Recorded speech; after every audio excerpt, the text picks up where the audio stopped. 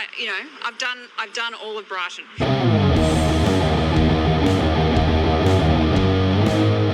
Hello there, you loose units, and welcome back again to another episode of Spicy Boy Reviews. I'm, of course, your host, Andrew Iles, as always. And hopefully you're looking after yourself, hope you're looking after each other, pulling your heads in and being kind and whatnot. Today's episode, I wasn't actually going to review this movie when I heard it was coming out. I was very excited for it. But then I saw what was out at the cinema at the moment. I went, fuck that noise. Let's just review it anyway. So here we are. Today's episode is about coming to America. The African monarch, Akeem, learns that he has a long-lost son in the United States after a de-aging rooting flashback scene, and he must return to America to meet his unexpected heir and build a relationship with his son. All the while, he has a daughter back at home that could totally rule Zamunda, but the law states that the heir to the throne must have a dick. African warlord New Jack City is also putting pressure on our African king by trying to unite their two families by getting their children to marry. What will Akeem do? Will he be the free-thinking New Age ruler that today's SJWs threaten him to be? Or will he go back to the traditional ways and follow in the footsteps of his father Mufasa? We won't know until he comes to America. Now, to say that I am a big fan of the original Coming to America is an absolute understatement. I remember buying it way back when, in the 90s, from Big W, and it was a VHS tape. That's right, kids, that was the technology we were using back in the days. Give it a fucking Google. But also, to say that Eddie Murphy wasn't probably the instigating person or icon that got me into stand-up and inspired me to do it would be a lie. There's many people that have since then and so on, but he was probably the first that I was exposed to for stand-up comedy and really lit the fire under my bum to get it done. This film is directed by Craig Brewer, who last directed Eddie Murphy in Dolomite Is My Name, which I thought was a really charming film, very good, about, a struggling artist in Hollywood trying to make it in a world that doesn't want him. It was a very good movie, I highly recommend that. It's on a streaming service right now. He's also directed Black Snake Moan in the past, which stars Samuel L. Jackson and Christina Ricci. It's a bit of a psychological drama. Again, pretty good film. And he also did Hustle and Flow, which is about a struggling rapper played by Terrence Howard, sort of like 8 Mile-esque. Again, very good movie. Thumbs up for that one. And that's the films that I remember that he directed. Of course, there was much anticipation for this sequel. It comes 33 years after the first film, okay? And look, I don't think it was a big hit, the first movie, when it came out. I think it sort of came and went. I don't think it was a bomb, but it sort of came and went and forgotten about, but it found its audience on home video and became a massive cult classic like it is today. Much in the same vein as movies like Anchorman and Zoolander. They weren't big hits when they came out, but they were like icons and cult classics down the track. And like those two sequels, they had sort of semi-disappointing sequels. And coming a little bit, possibly too late, you could argue.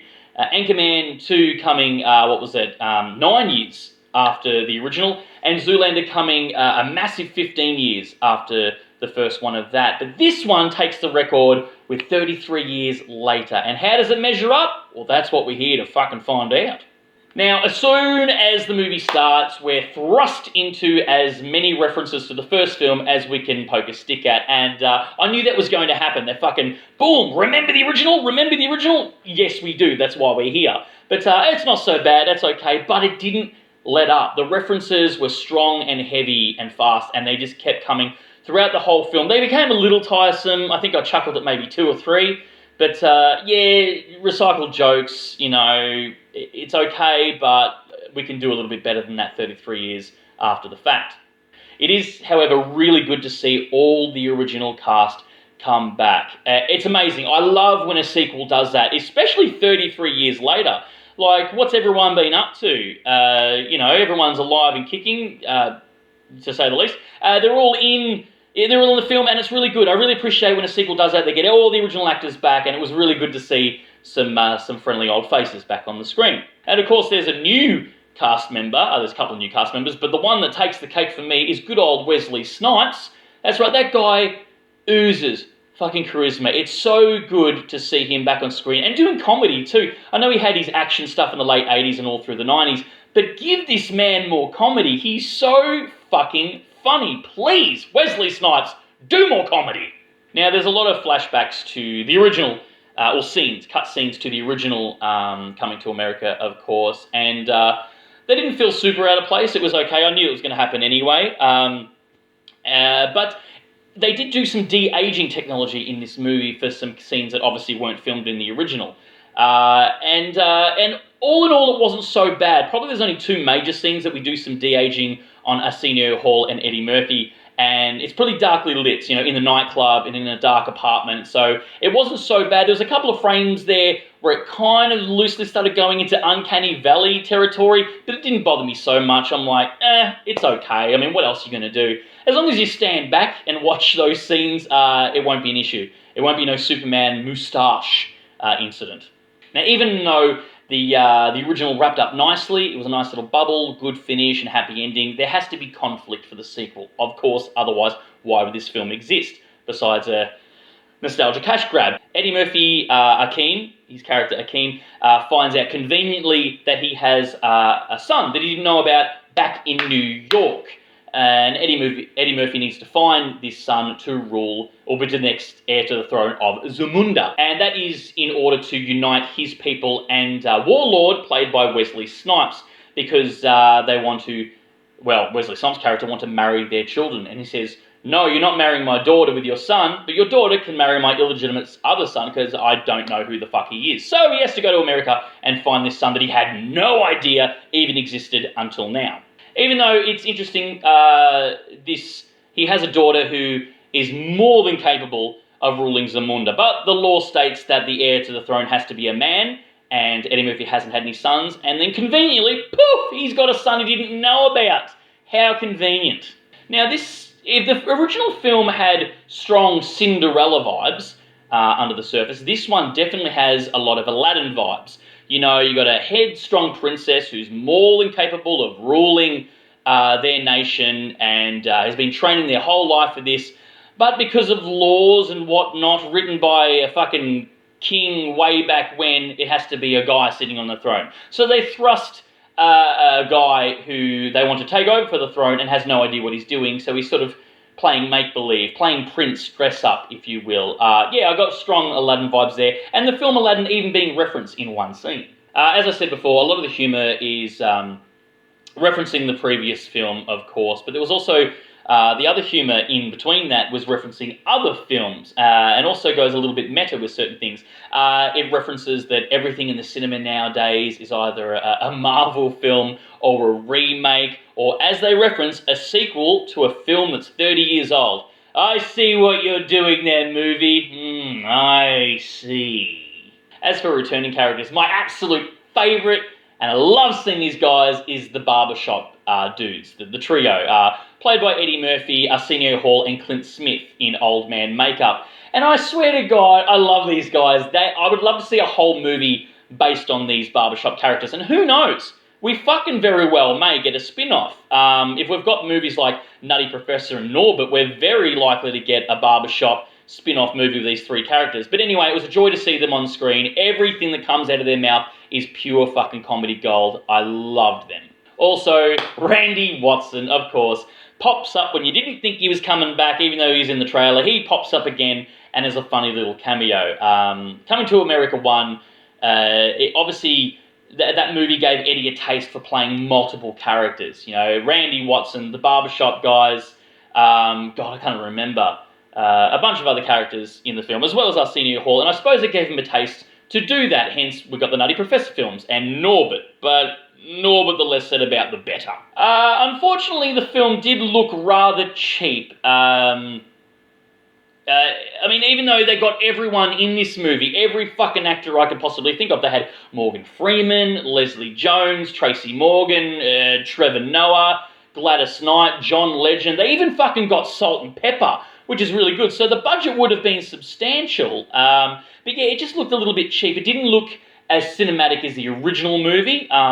Not that we're kind of expecting it to be. Like, lenses are different, the lighting's different. It's a different director, altogether. But although, even though it's the same director as Dolomite Is My Name, which looked fucking fabulous on screen, this one looked like it was all filmed on a soundstage or on a set.